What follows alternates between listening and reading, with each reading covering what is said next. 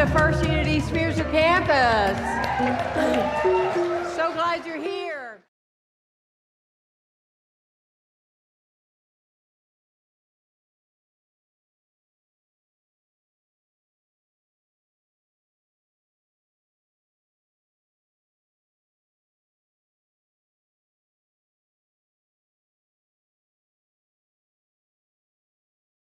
I'm excited because I remember back when I was in seminary school just a day or two ago, how exciting it was to hone my skills on public speaking in ministry. I loved it.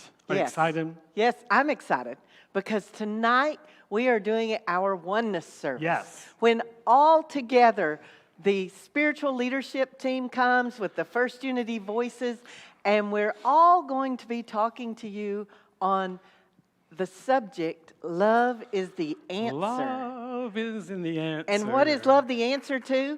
Whatever question you have to ask, love is the answer. You know, it's the agape love, the love of God. I talk about that all the time because my biggest aha, being an openly gay male and being an openly gay male pastor, was to understand that there was nothing that I could do to separate me and the God within.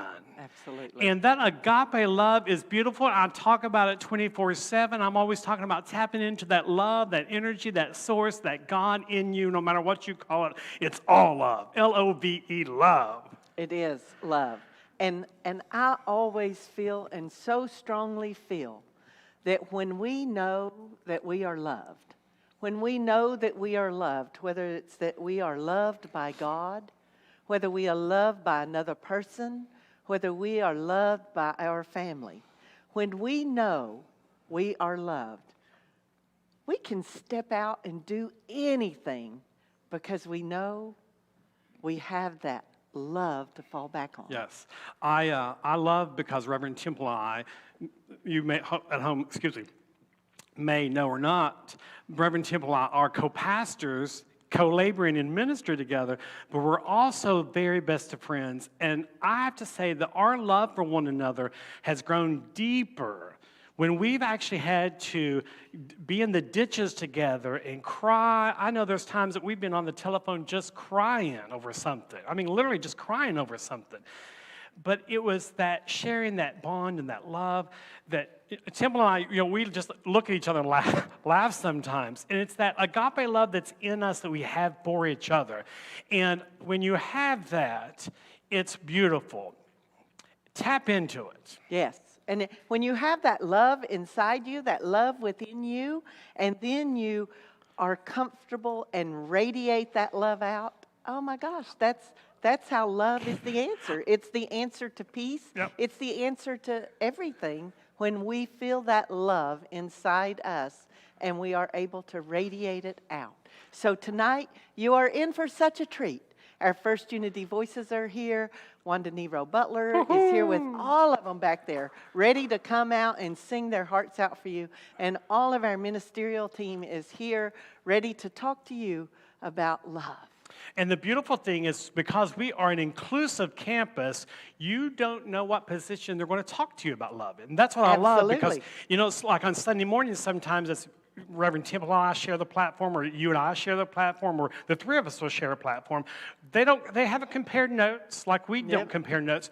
They're just moving in the Spirit of God. They're moving in the Spirit of love to bring forth a message that actually may change your life tonight, and we hope that happens. And although they're all going to speak about the subject of love and how love is the answer, I almost guarantee you that no two messages will be the same, and that's they a good will thing. Absolutely not be delivered in the same way. You're going to see the personalities, and you are going to see the essence of all of our ministerial team.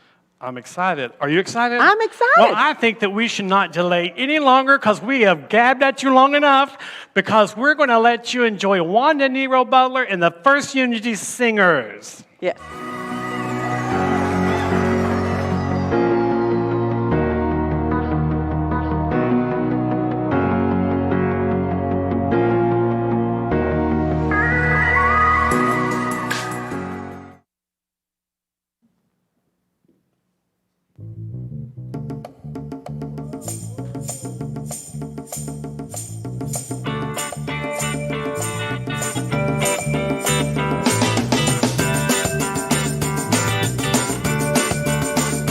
Your love is lifting me higher than I've ever been lifted before. So keep it up, quench my desire, and I'll be at your side forevermore. You know your love keeps lifting me, keeps on lifting me, keep on lifting me higher and higher, higher. I said your love keeps lifting me, keeps on, keep on lifting me higher and higher, higher. Now once I was downhearted, disappointment was my closest friend. But then you came and it soon departed, and you know you never showed his face again. That's why your love keeps lifting me, keeps on lifting me, keep on lifting me higher and higher, higher. I said your love keeps lifting me, keeps on, keep on lifting me higher and higher, higher.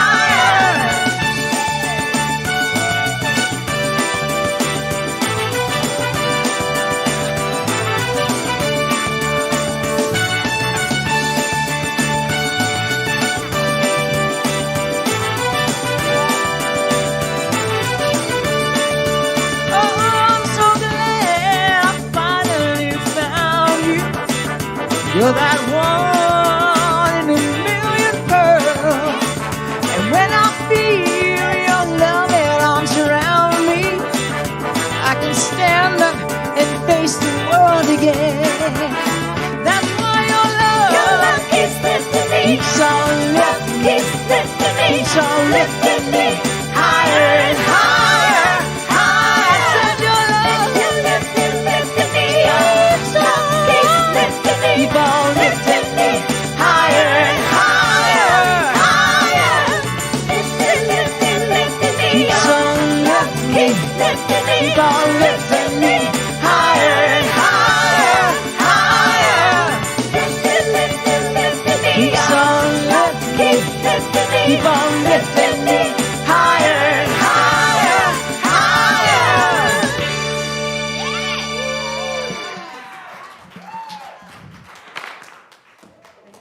Thank you, Unity Voices, lifting us higher and higher, that love frequency.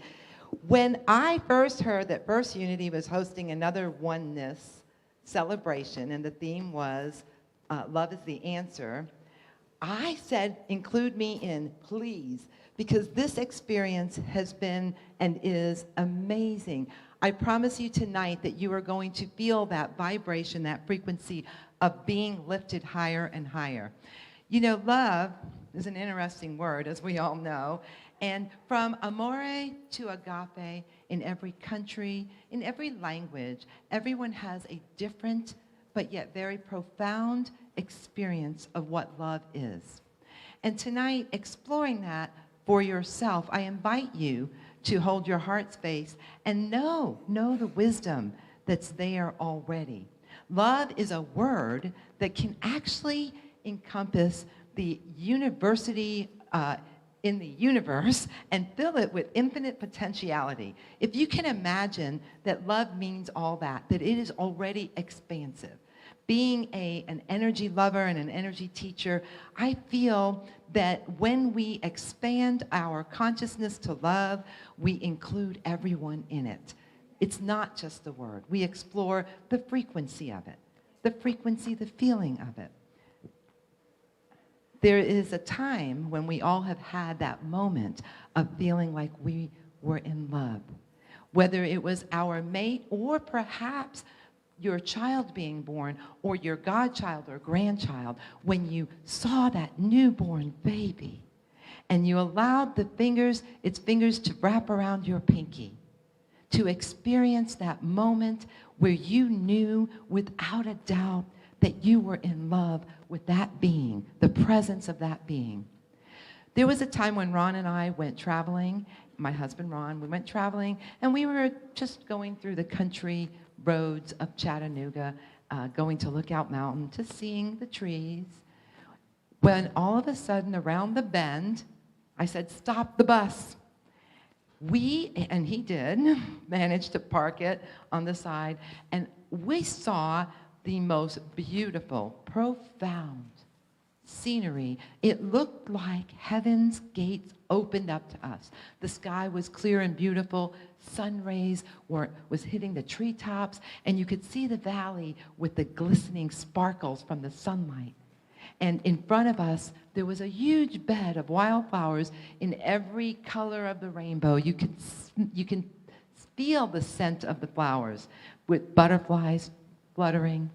At that moment, I grabbed Ron's hand, and I felt one with him and creation. I felt that heaven, that the love of heaven was opening up to us just for a split second, that aha moment. You know that feeling. I know you do. So tonight, it's about raising and lifting your frequency higher and higher, as we know, higher and higher, as our unity voices sang. So what would our world be like? Our inner world, our internal world, and our external world. What would it be like if we were in the state, the frequency, the energy of love all the time?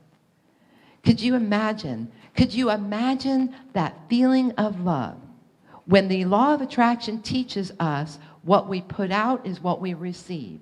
When Jesus tells us that love is the answer, when we hear that over and over again, it's time for us to open our consciousness, open our minds, and be open to receiving, to receiving what the frequency of love is, because it is a frequency. I liken the frequency of love to the frequency of God, because I say God is all and love is all. So when we're in that space, there's nothing to heal. Love heals it. There's no stress in our world because love unfolds it for us. And allowing ourselves to imagine what the world would be like. We know that love is not fear, love is not stress, love is not disrespect. We know that love is all. That love is God. We know and we can feel that frequency. So imagine your day where you have that, where you're in love with your life and you're embracing that heaven within you. Imagine how your day would go with every person that you speak with everything you touch in your hands, that frequency of love is poured in it. And as we individually raise our frequency to that understanding, that wisdom, that trust of love, we are allowing that frequency to raise for the whole planet, one person at a time. So tonight, I promise you that the Unity ministers here are going to offer you an exciting and an uplifting sharing of love. Because remember, love is the answer. Thank you.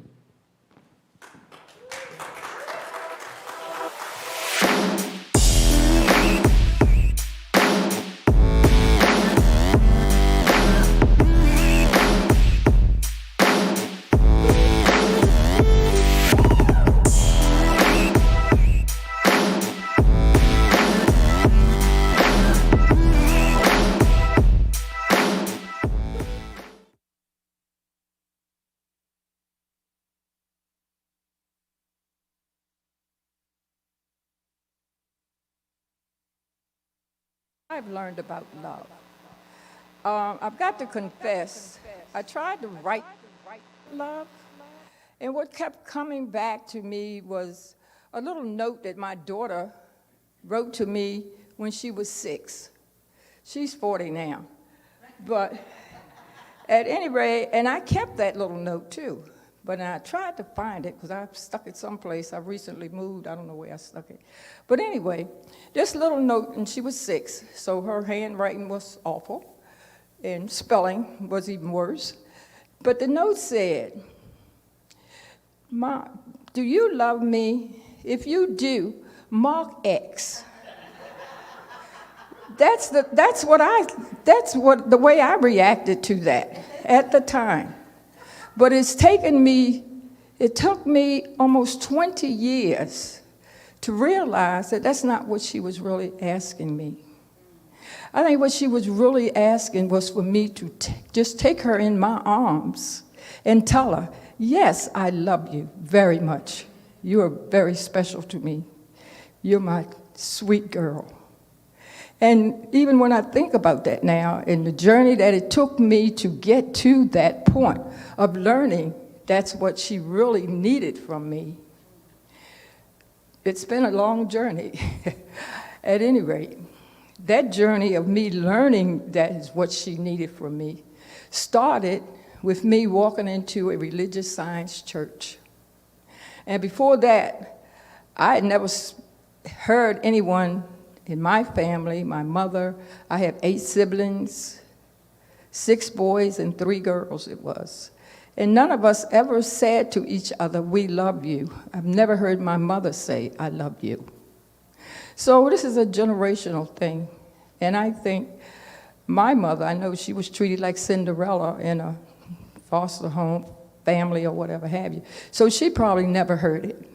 So this has gone down like 3 generations of no one saying, I love you.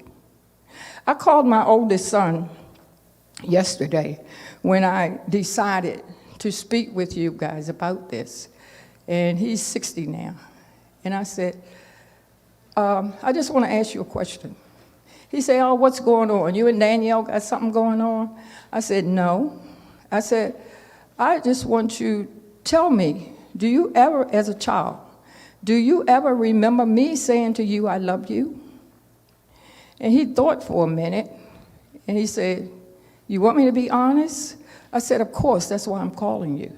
He said, no, not as a child. I never heard you say, I love you. As an adult, yeah, I've heard you say it, but as a child, no, I did not hear you say that. So then I said, thank you. Because I knew it was true. I didn't have it to say because I didn't know it to say. I had never heard it said to me, so I didn't know to say it to my children. It's like I say, it's generational. But it stopped. Anyway, I called Danielle, who's 40 now, and I said, Danielle, do you ever remember me saying I love you as a child? She said, no. Danielle's she's outspoken. She's going to say her words. She said, no, you know what? I really didn't understand that until I met Nellie. Nellie was her boyfriend's mother that she became very close to, and she used to call her mom. So, and I looking back, I see that was a very loving family. Nellie had 2 sons, which one was my daughter's boyfriend. And I saw the way she treated her children and how close they were. But I had never really experienced that myself. And Danielle had not experienced that until she met with this family. And I'm glad she did. I think about how her young life would have been different. Maybe not drastically different, but I'm sure that there would have been times that her knowing, me saying, I love you, would have made a difference. And I apologize to both of them. And my son said, well, I knew you loved me, but you took very good care of us, and I think that was a way of you showing that you loved us. And I think that's the way I learned how to show someone, just to show them, but not to tell them, which I think telling them is very important. I don't know how many of you have seen the commercial where the father and son is in a garage or someplace working together. And the son said to the father, I love you, Dad. And Dad says, what'd you say? He said, I love you, Dad, a little bit louder. I didn't hear you. I love you, Dad. Oh, I heard you the first time. I just wanted to hear it again. So that's just tell you the power of words. And I said, I think my journey of learning about love and how to express love without just showing it all the time. I know I used to go out and buy the most beautiful gift card, Hallmark cards with love written all in it. for my sister or my brothers or whatever have you, but I said to them, I love you. I had the cards speak for me. Whether they got it or not, I don't know, because there was no feedback. Or whether that card expressed to them how much I really did love them, I don't know, because words were never spoken. So I think it's very important that we do speak words. Let our loved ones, our friends, our family, whoever, let them know that, speak it, voice it, I love you. It makes a big difference when you hear it. I think you absorb it so much better, and you feel so much love. That's the only way I can explain it. And I was saying, it took me like a journey to be able to get to this point where I can say, and it's still kind of awkward for me to say to my grown son, I love you. But usually when I go to see him, I put my arms around him and I say, I love you. I wasn't a very good hugger either.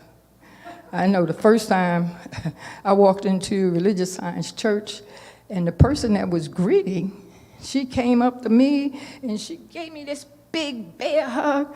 And I'm like trying to be one of these kind of huggers, but I couldn't. I had to surrender. She felt so warm and good. I just surrendered into her arms, in her bosom, and I felt so loved. I felt so loved. So that was the beginning of my journey of learning about love and feeling love and expressing love. So my thing for you is just say it. Say it, express it.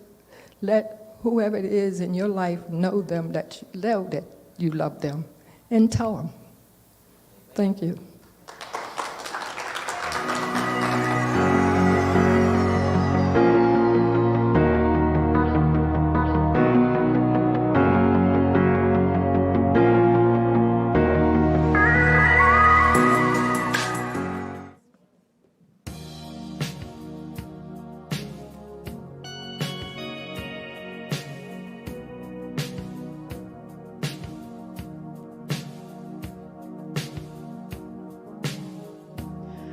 Go and take a little time to think things over.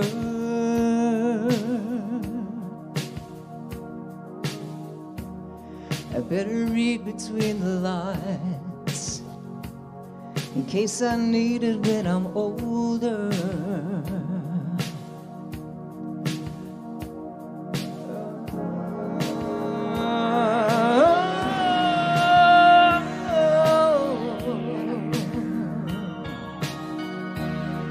This mountain I must climb feels like the world upon my shoulders. Through the clouds I see love shine. It keeps me warm as life grows colder.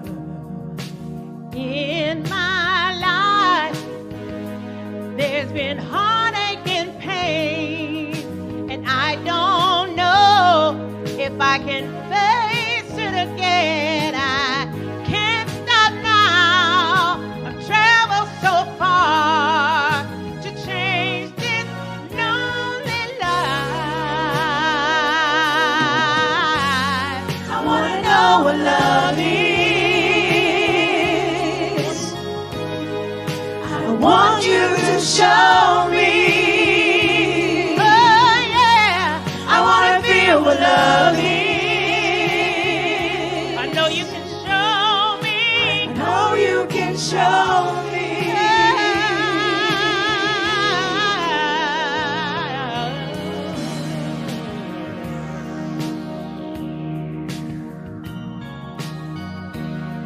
Go and take a little time to look around me. I've got nowhere left to hide. It looks like love has finally found me. In my life, there's been heartache and pain, and I don't know if I can face it again, but I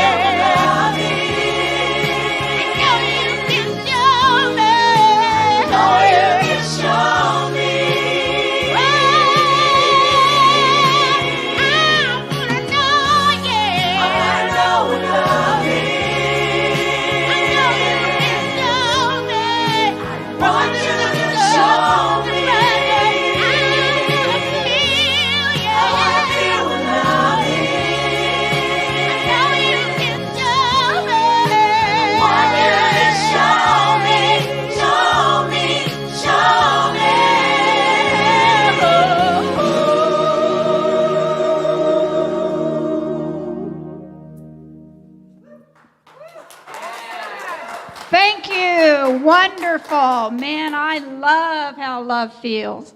Whew. Hi, I'm Reverend Mickey Sheridan, and it's so nice to be here. It's such an opportunity to share. Yes, love is the answer. Love is such a powerful force. On a conscious level, it vibrates 500. Joy vibrates at 540. Love is the bridge to everything. And that is a quote from Rumi. Love is the bridge to everything. I feel so blessed and grateful to be here at this event tonight because one person talking about love raises the vibration for the universe. So imagine all of us gathered here together as a collective, how we are raising the vibration to the universe, including all the people out online, because one thought, love, raises the vibration. So I feel love a lot. I have grandchildren. I have a network of love. It's a very powerful force in my life, and so I'm going to share a quick experience. Is pretty recent. I pick my grandchildren up occasionally on Friday after school and bring them home, and my grandson, this is very recent, he is 11, he gets in the car and he says, Mimi, the world is a wrecked ship. It's a ruined ship, and I don't even know what's going on anymore. Riots are breaking out. She's just going deep here. And, okay, now you got to visualize this. He's in the front seat because he's 11, and the two girls are in the back. And so they're kind of giggling as he's sharing this, releasing this stuff that he's been holding in. I could tell that he needed to release this about the ruined ship and the riots and Capitol people, busting into the Capitol and, what's going to come of us and all this. And I let him just do his speech, his spill. I let him do the whole thing. Then I looked over at him and I said, he goes, what do you think, Mimi? And I go, well, I don't see it that way. He goes, what are you talking about? People are dying, Mimi. What do you mean? I said, I don't see it that way, Gabe. To me, the world is always evolving. The world is perfect, but not complete. The sun rises, the sun goes down. And I went pretty deep with him on this.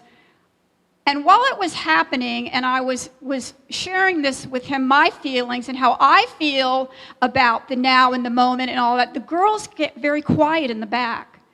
And all of a sudden, as I'm speaking, I could feel the energy of love filling the car. And, I'm driving. I've got to focus. I can feel it. And I look at him, and he can feel it. And I can look in the back. I can see Quinny in her car seat. I can't see Addie. She's right behind me. And she's just mesmerized. So they were all under the trance of love. And it was just so profound. And he looked at me when I finished. I said more stuff. He looked at me, and he said, Mimi, I am so grateful for you. I am so glad you're my Mimi. He goes, you told me about the tipping point. And and he had a shift. It was so amazing. And then I did a little thing about the tipping point, and then that was it. So it's important for me to understand, and I like to share with everybody that love it's easy. Love is easy. Love is easy as a breath and an exhale. It's easy to connect with my higher power, the conscious contact to the love and the divine and the infinite spirit. You didn't come here to master unconditional love. That is where you came from and where you'll return. You came here to learn personal love, universal love, messy love, sweaty love, crazy love, broken love, whole love infused with divinity, lived through the grace of stumbling, demonstrated through the beauty of messing up often. You didn't come here to be perfect. You already are perfect. You came here to be gorgeously human, flawed, and fabulous, and then to rise again into remembering. Namaste.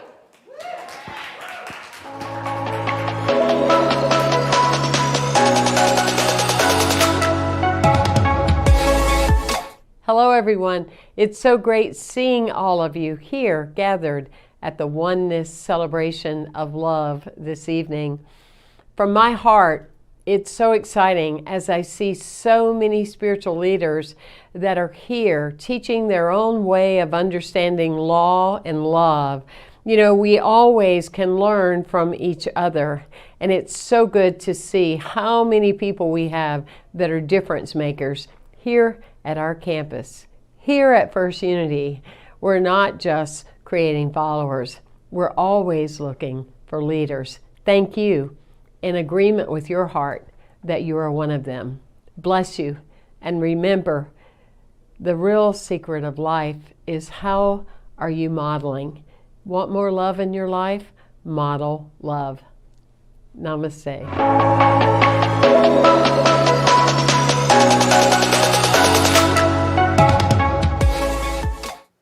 Hi, I'm Sandra Kidd, a ministry student in Italy.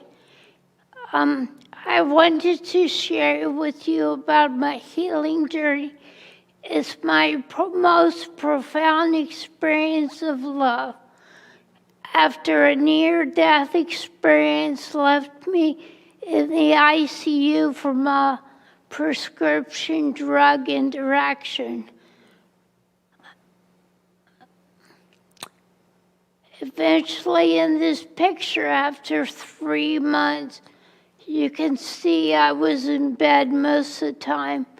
Then after 4 months, I could stand in physical therapy for 19 seconds.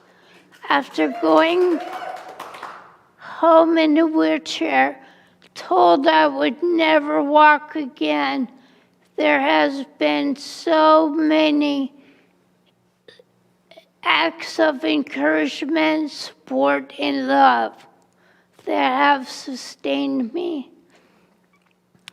It starts with Reverend Temple coming to the hospital, seeing me hooked up to every kind of wire and tube imaginable.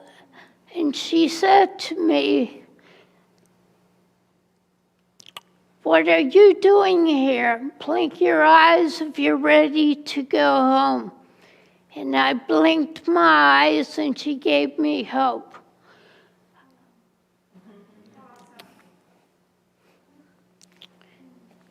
It's very tough. I can't tell you what that meant to my life at the time and all through the future. Then my friend Louise, who's a firecracker, if you know her, showed up to the hospital. Every time I had breathing treatments for pneumonia, I hated those, but she helped me get through them. Out of the blue, my friend Stacy showed up and read to me, lifting my spirits. So many friends and families visiting, and acts of encouragement, love, and support.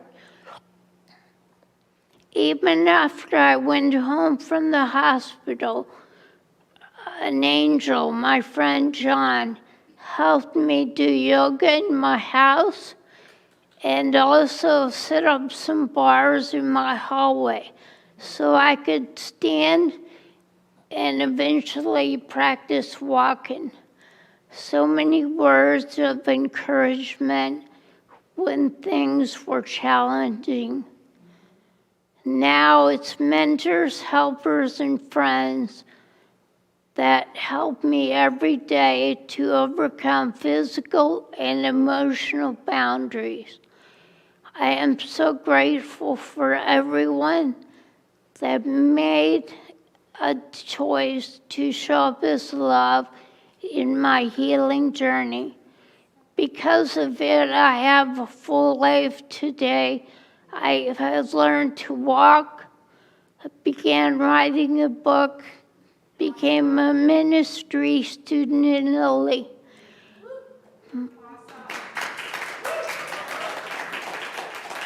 As my friend Michelle Pascal says, life is a choice.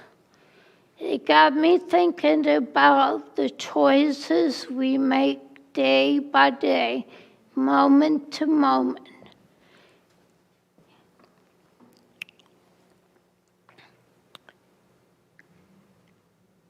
And it helped me to remember all the acts of love that people showed me while I was in the hospital. And the question that I have for you and for me is, how will we show up as love today?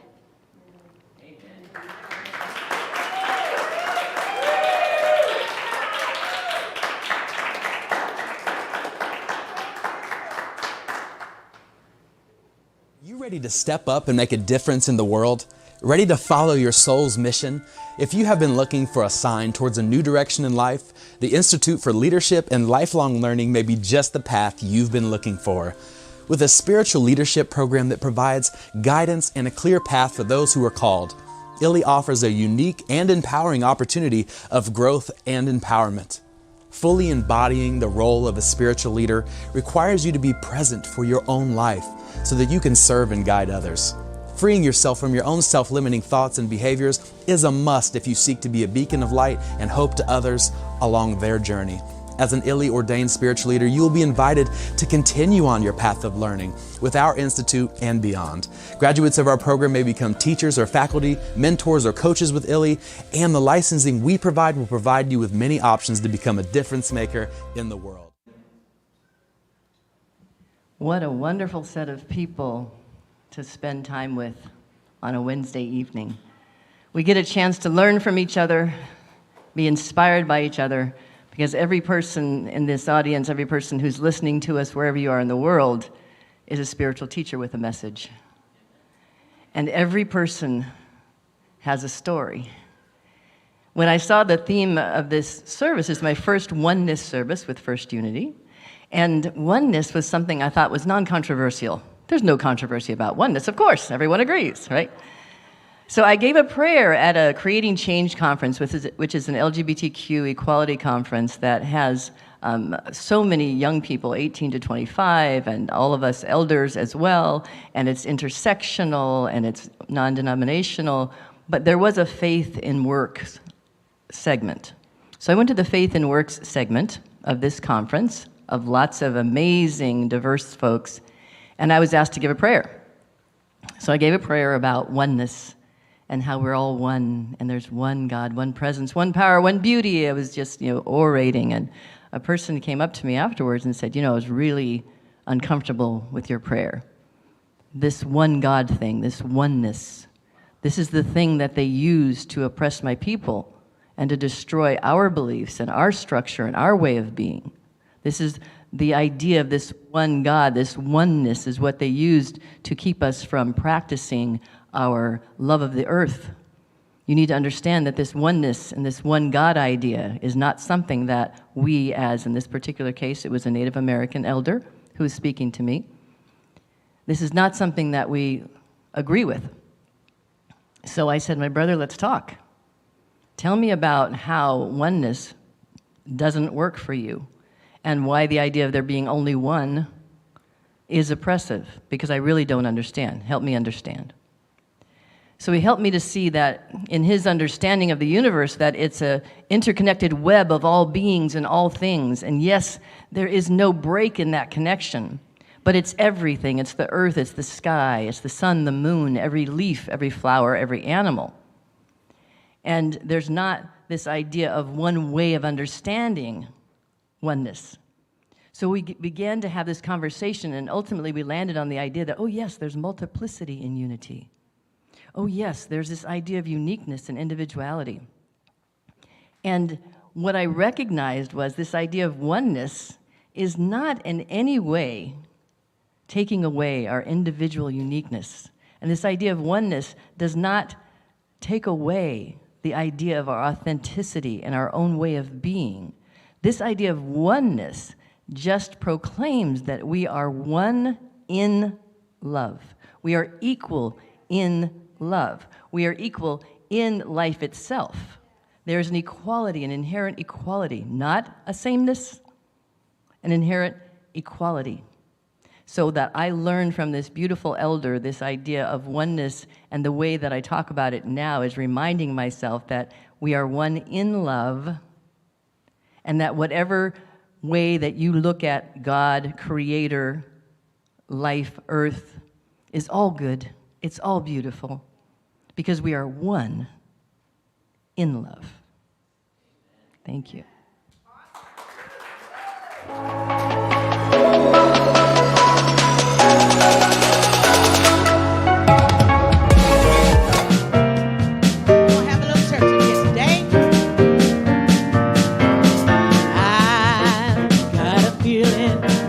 Everything's gonna be alright.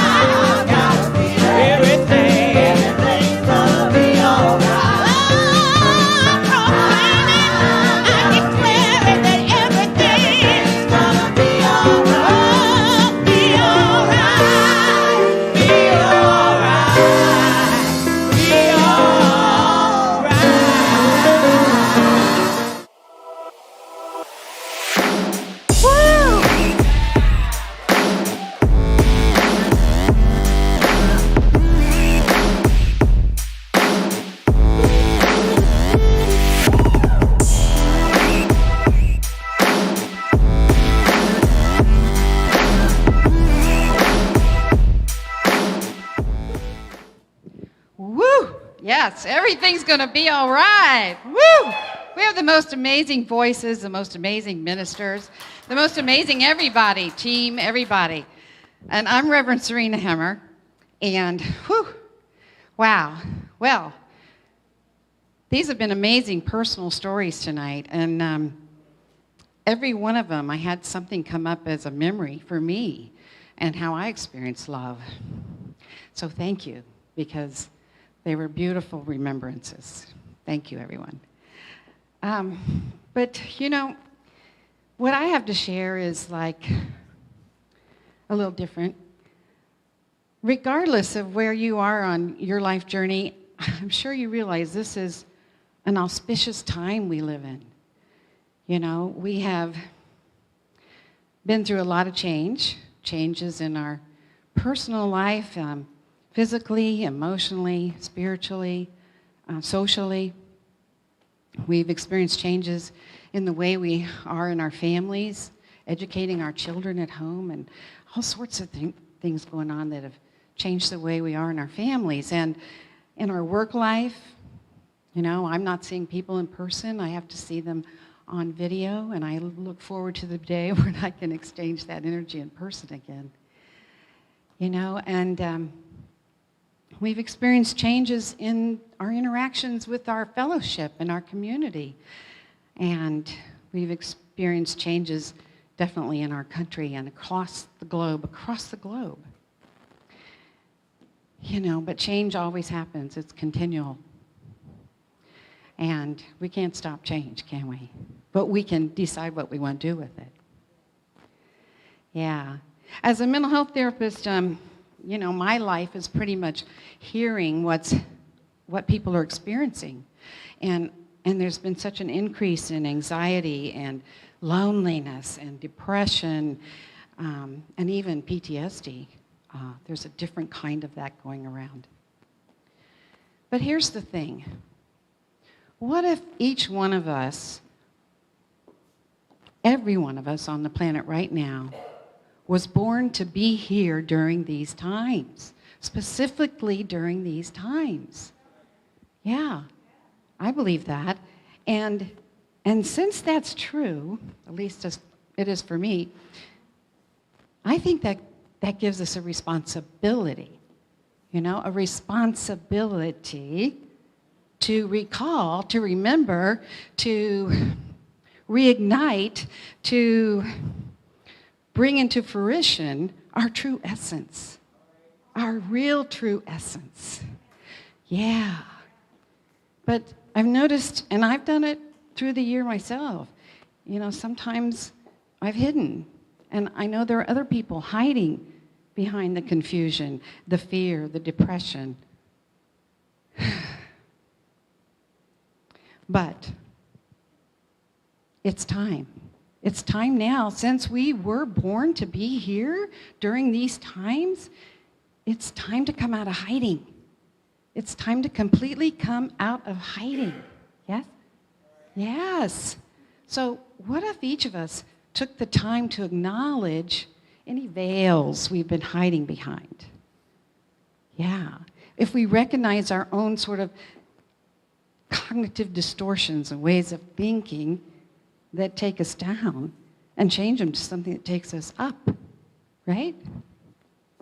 What if we stop believing some of those things that our family or our caregivers or somebody else as we grew up and grew older tried to make us believe?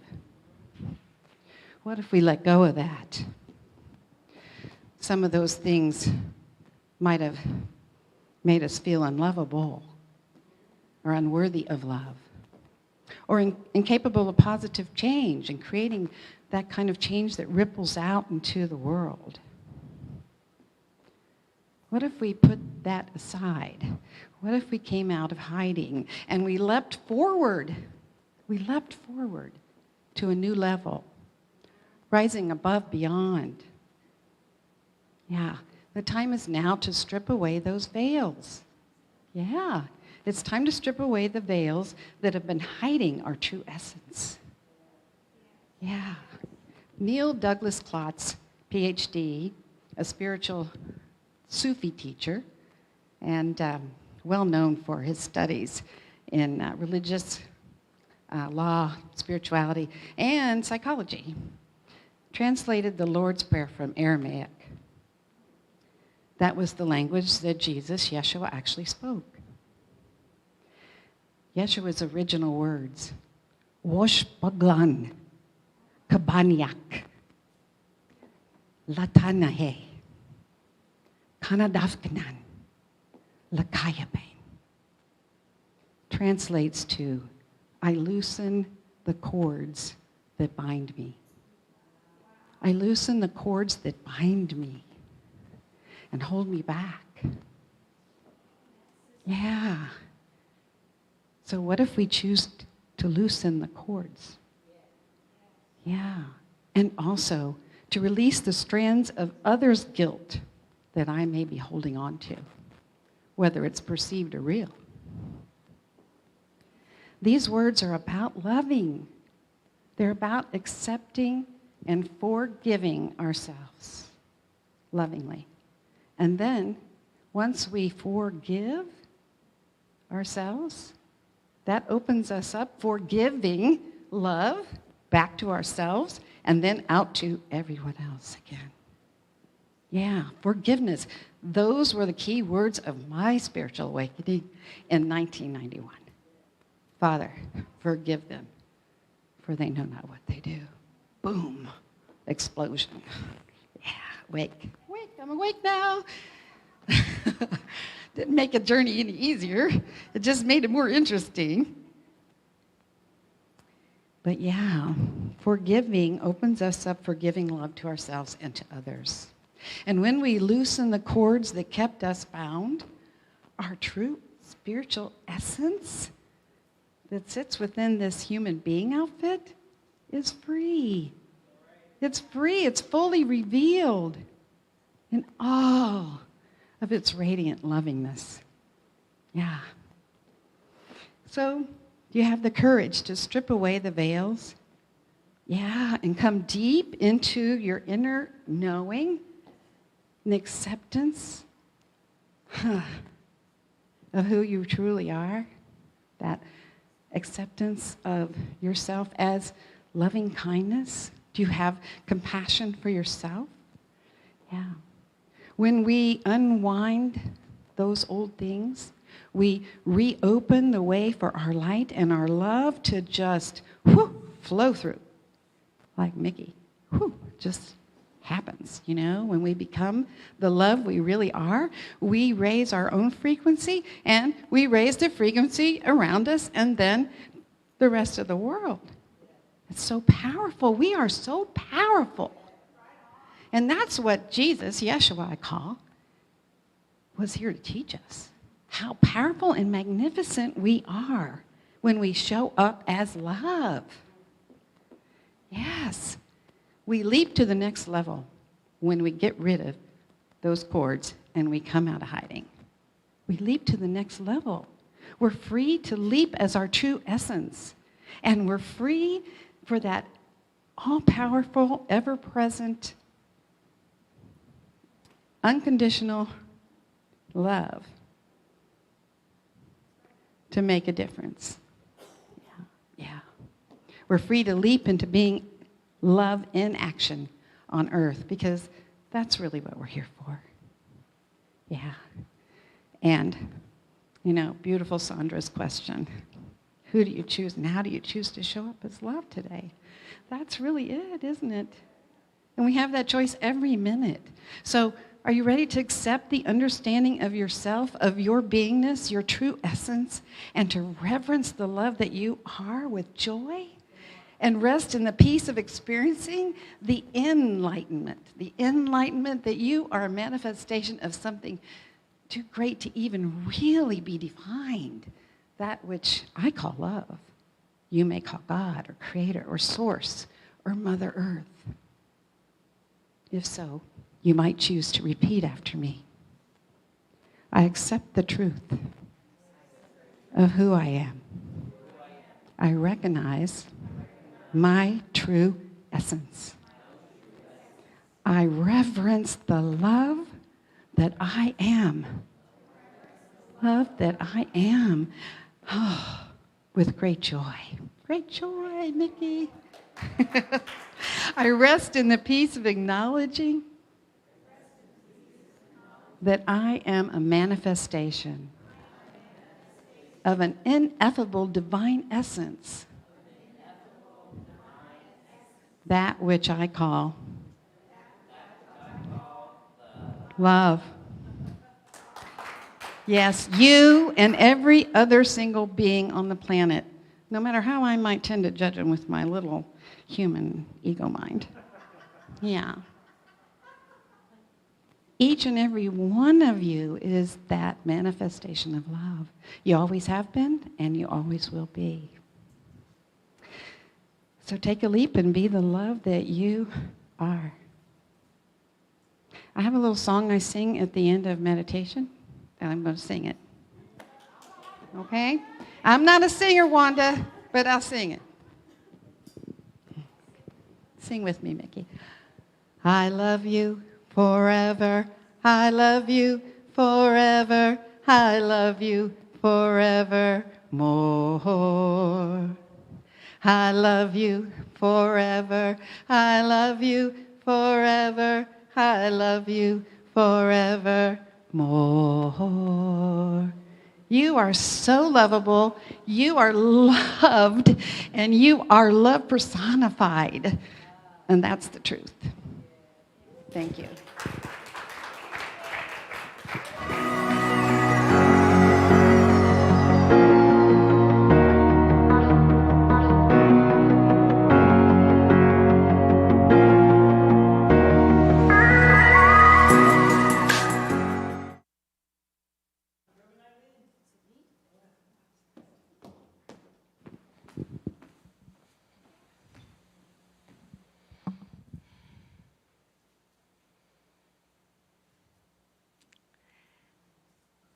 If love is the answer, as the Dean of Education for the Institute for Leadership and Lifelong Learning International, I always love to ask questions.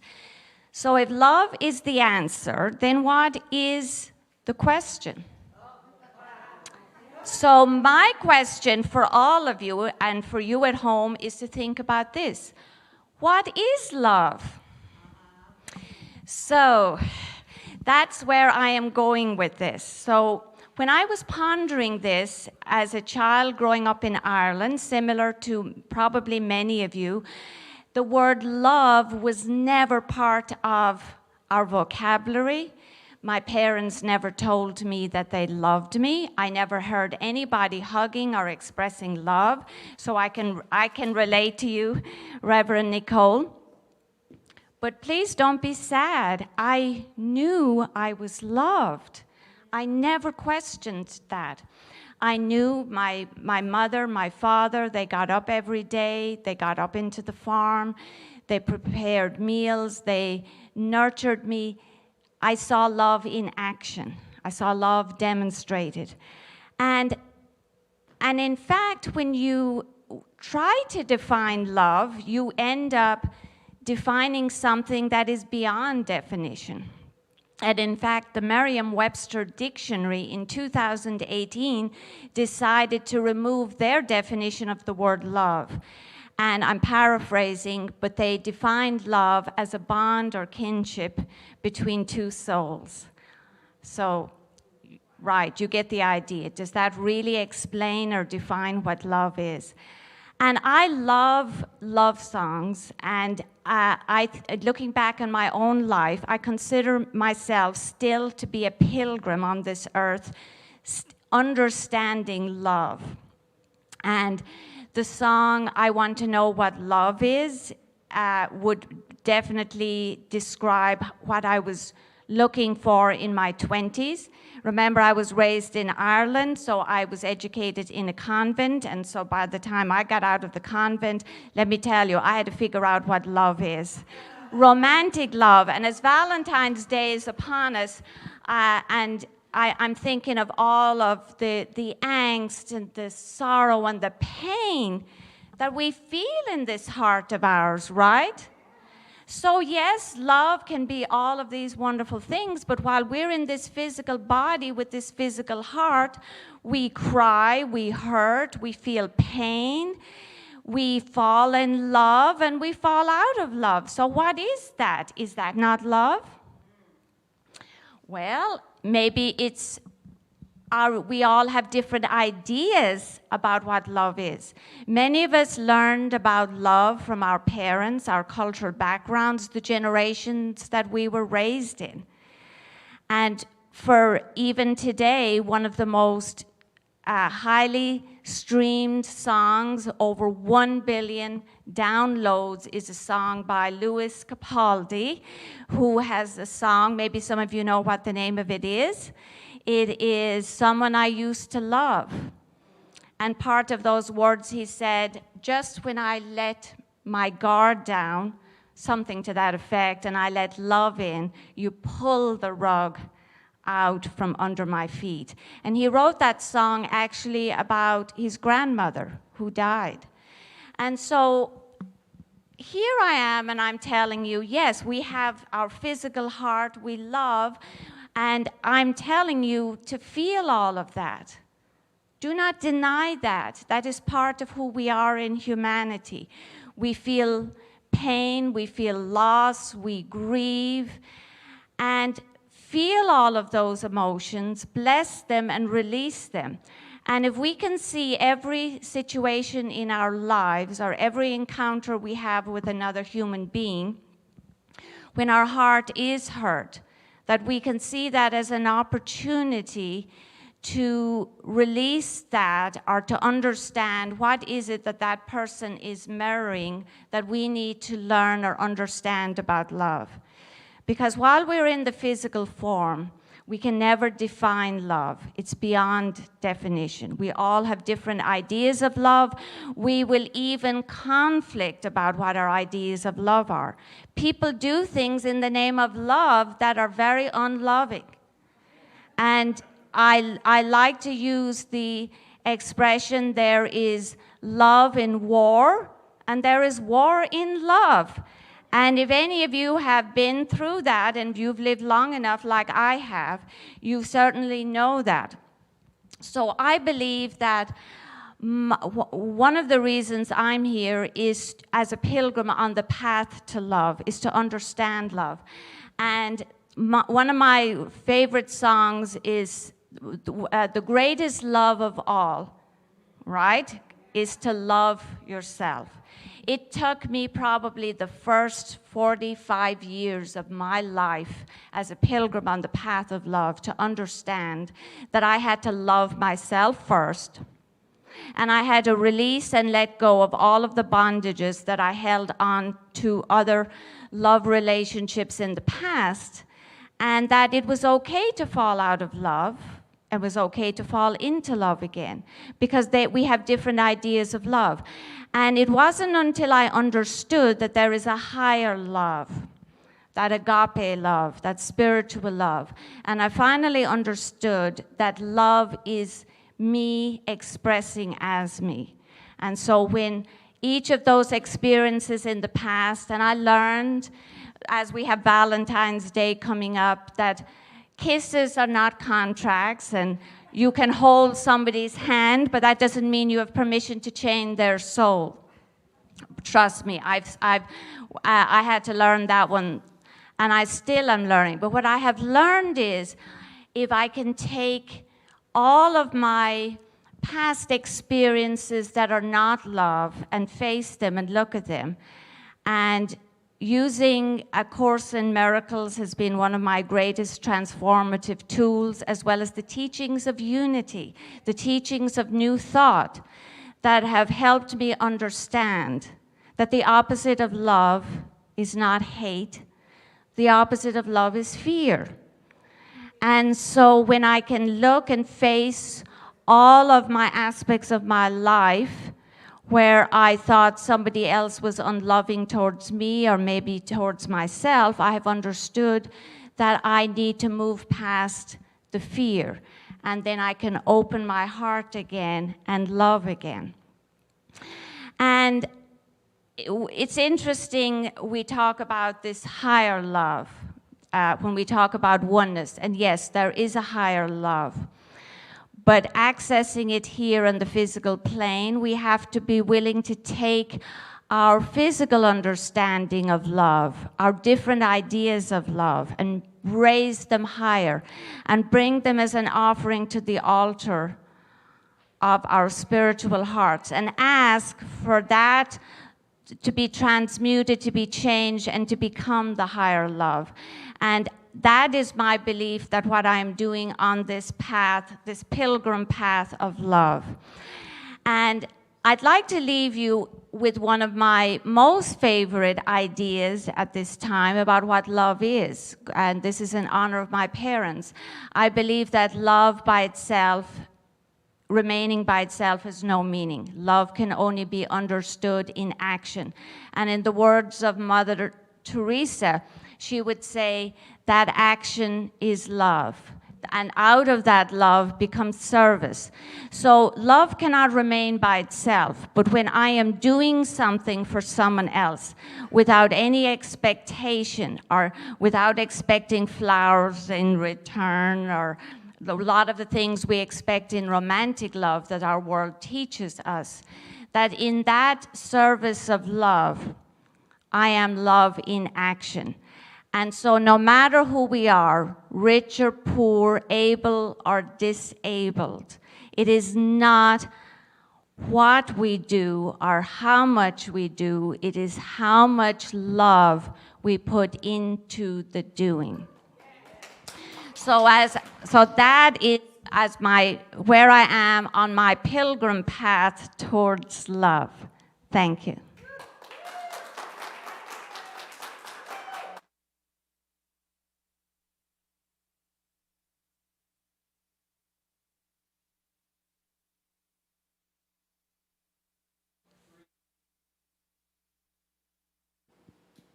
What is love? How long does it last? I remember loving, such precious memories of my past. But each love turned into heartache. Is that just what you'll be? Will it always have to end? Or will I one day find a love who will stay a precious friend? Those were some of the first words I wrote in rhyme. When I was around 12 or 13 years old, I can remember my whole life I searched for love. I was born the youngest of 3 girls. My sisters were both 5 and 6 years older than me. And my mom left my dad when I was 3 months old. So I never had that love of a father in my home. And I can remember wanting to play softball so that I could get my father's attention. He used to take us to the ball games. He coached a men's softball team on Sundays. And during the summers, that's the only time we saw my dad was on the softball field. And I became the back girl on the team. And I learned to play ball, hoping to get my father's attention and approval. Now, he told me that he came to my games when I was in high school, but I never saw him there. So my whole life, I was searching for love. I asked my mom, would she have a brother for me? Because I just wanted love from a man or anyone else in the world. There were not hugs in my household growing up, and so I didn't feel that softness. And I grew up, and I ended up falling in love with Tara's daddy, Willie. And I just thought he was my everything, and I was seeking outside myself for that love. And you might understand that type of love, because most of us have had a love that we could love for life, someone to hold us so tightly they could take away all our suffering and strife. We dream of them rushing to us and sweeping us off our feet. We feel their love inside, burning with passion and heat. We know they'll always try to comfort all our cries. And when we look within their eyes, we see spirit. And so,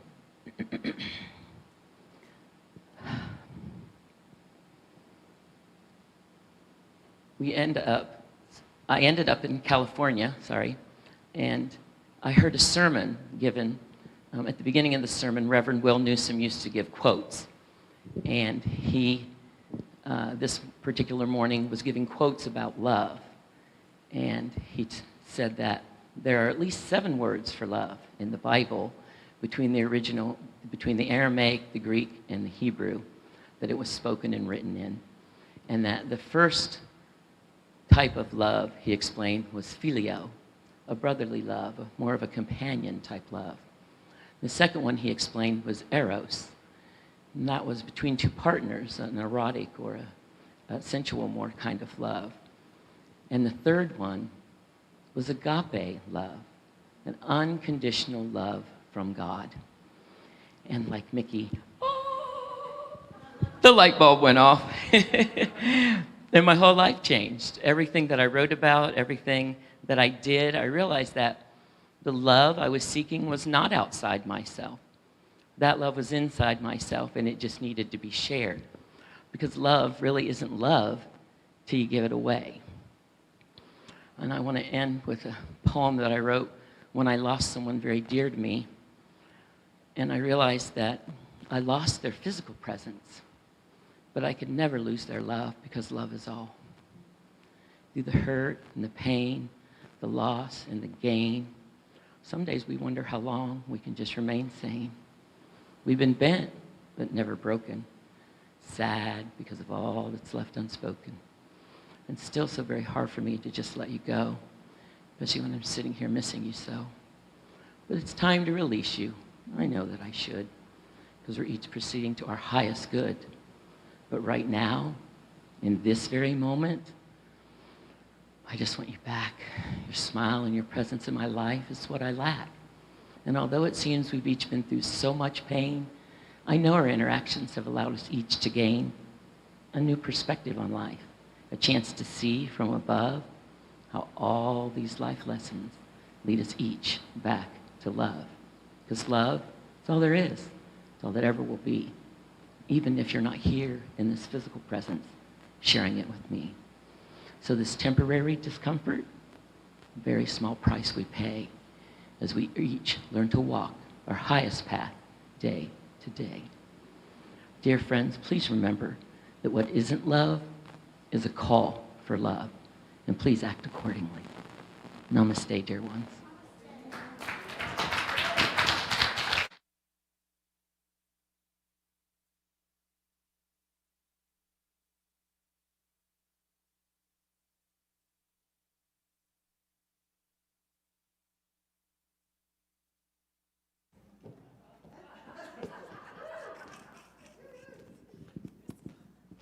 Love.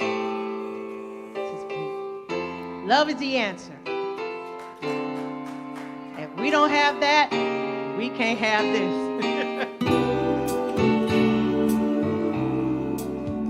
Can I get a lyric?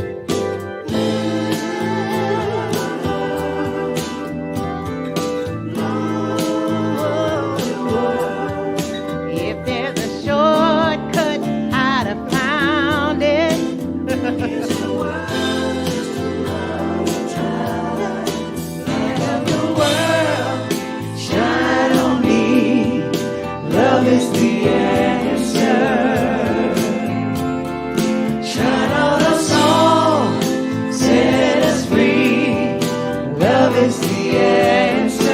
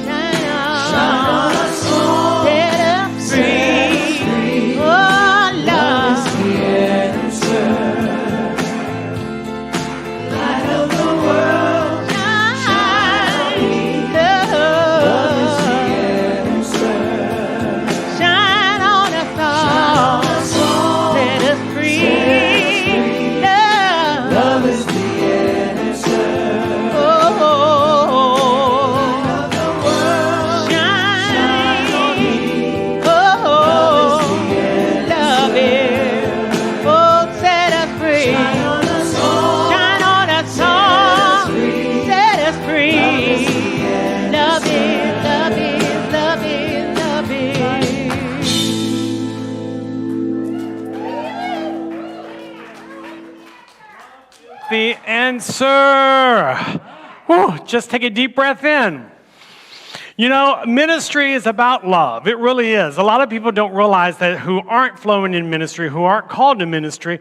But ministry, a large piece of ministry is about love, because you sacrificially, when you're in ministry, you sacrificially give up your time and your personal space and yada, yada, yada. I will say this, a way that we give love to you is when you write a prayer request in, because Unity was based over 125 or 30 years ago, was based on prayer. Yeah. And how we express one of the ways we express our love to you is when you write us an email. And I encourage you this week, if you have a prayer request, write prayer@firstunity.org. We would love also to put in the subject line love. So therefore we know that you watched tonight's program. But we love to pray over your prayer request. We love to join you in prayer. And many of you watching, many of you few that are sitting in here know that I am definitely a prayer warrior. I will join you in prayer over you, your family, your finances, your dogs, your house, anything you need to pray over. I will join you in prayer because that's love. Joining someone, I always say when you pray with someone, you're sitting at the foot of the throne of God together. You're petitioning God together. So we love to answer or to join you in prayer. So write prayer@firstunity.org. But you asked me, Reverend Richard. Reverend Richard? How can I express love to First Unity? How can we express love to First Unity? By giving. Give to a ministry such as this that is making a difference around the world. Just on Sunday morning, we had someone who watched us from Afghanistan. Think of that. Someone from literally around the world was watching us from Afghanistan.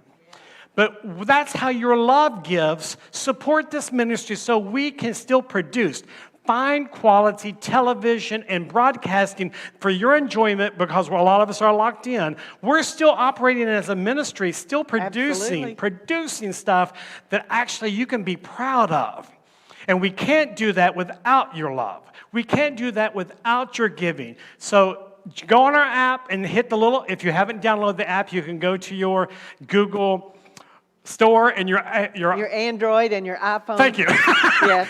And download the app. It's wonderful. I love the app. We talked about that the other day. The app is gorgeous. And you can go down on the little yellow heart and click on the heart for love. And you can give to this ministry and actually help maintain this ministry going forward. Heart. Yeah, that little yellow heart right down there. Yeah. But help this ministry continue to go forward. Yes. Because you are a part of this ministry if you're watching at home. And if you've been blessed by messages like tonight or messages on Sunday morning or anything that this ministry has touched you in a positive way, give to this ministry. I encourage you to challenge God and see that He won't give back to you. Whew, I'm on fire. And let me share with you all, as public relations director here, I make a lot of the social media posts, and I've been doing this little series called #DidYouKnow. Did you know that in 1889, Myrtle and Charles Fillmore founded Unity, not as a separate denomination or a new religion, but as a movement, a healing ministry, a movement. And First Unity was founded in 1924. So in our 97th year, right here and right now, we are a movement. Yes. We Yes. are an international Yes. movement in radical positivity. Yes. An international movement in practical spirituality. And an international movement in love.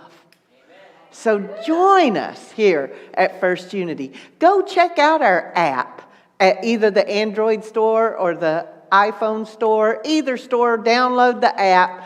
Also, go to firstunity.org and check out our calendar of events, what we have coming up, because we have some things in store for you coming up that you're not going to believe. Reverend Christy Hardrick, that you heard tonight, is offering a class in March, April, and May, 2 Monday nights each month, for women of color, writing as a spiritual practice.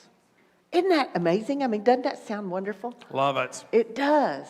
And we have some amazing things coming up for you. So make sure that you go on our app or on our website and take a look at all that we have coming up. May 1st, we have the St. Pete Mind, Body, Spirit Expo that will be in Williams Park. And if you would love to be a vendor for that, the letters will be going out this week to invite people to be vendors in Williams Park at the St. Pete Mind, Body, Spirit Expo. And hasn't this service been so amazing? You know what? If you're at home, let's just give this people a wonderful round of applause because they shared their love with us this evening. Wow. Well, are y'all going to sing a song as we go out?